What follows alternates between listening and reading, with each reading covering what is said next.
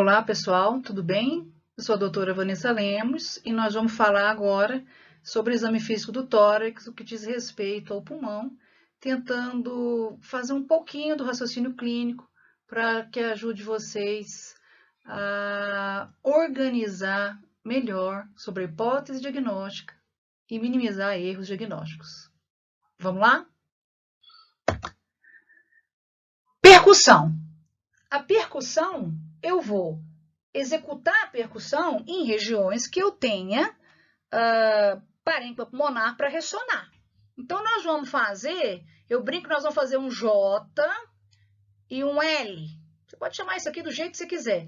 Não conta que você tem que fazer sete vezes, não. Eu tenho que fazer entre os espaços intercostais, porque se eu fizer sobre o externo, sobre a clavícula, sobre as costelas e posteriormente sobre a escápula, vai abafar o som. Eu preciso ter a sonoridade do pulmão.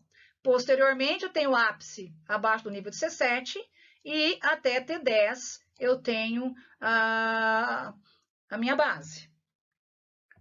Então, essa percussão tem que gerar, o som tem que penetrar cerca de 5 centímetros no tórax, gerar um movimento da parede, o som tem que ser audível, senão você não consegue avaliar a presença ou não de alteração. Então, o som claro pulmonar é o som normal. Então, como que funciona a percussão do pulmão? Som claro pulmonar é o som pulmonar normal da sensação tátil da vibração do ar contido nos alvéolos após a percussão. Posteriormente, eu só tenho som claro pulmonar. Anteriormente, eu tenho um som submaciço, que é um som menos intenso, mais agudo e de menor duração, na projeção da área cardíaca. Um som maciço, que é menos intenso ainda, mais agudo e de menor duração que o submaciço, que é na projeção hepática. E um som timpânico, que é mais intenso, mais grave e mais duradouro que o som claro pulmonar, que a gente vai encontrar no espaço de Traub. Então, esse é o esperado, é o fisiológico, ok? Anteriormente. Então, eu tenho aqui, ó, essa parte mais escura, o som claro pulmonar. Nessa projeção do coração aqui, ó, eu tenho submaciço. Na projeção hepática, eu tenho maciço. E aqui no espaço de Traub, eu tenho timpânico. Ok? Qualquer alteração nesse som, eu tenho patologia. Aqui é a mesma coisa, ó, som claro pulmonar. Som claro pulmonar. Tá certo? Se eu percutir sobre a escápula, eu vou ter um som maciço. Se eu percutir nessa região onde não tem pulmão, mas tem arco costal, vai ter um som maciço. Então, como que eu faço? Eu hiperestendo o plexímetro. O que é plexímetro? É o terceiro dedo da mão esquerda. O que é plexor? Terceiro dedo médio da mão direita. Ok? Então, eu pego, hiperestendo o plexímetro e comprimo a interfalangiana direita na superfície torácica, ok? Do quarto, do segundo, quarto e quinto dedos. E depois? Depois, eu não vou encostar a mão, eu vou encostar só o plexímetro e vou percutir para gerar vibração. Essa percussão tem que ser com a ponta do plexor, um ângulo de 90 graus mais ou menos, com a articulação interfalangiana distal. E esse movimento tem que ser rápido, curto e seco.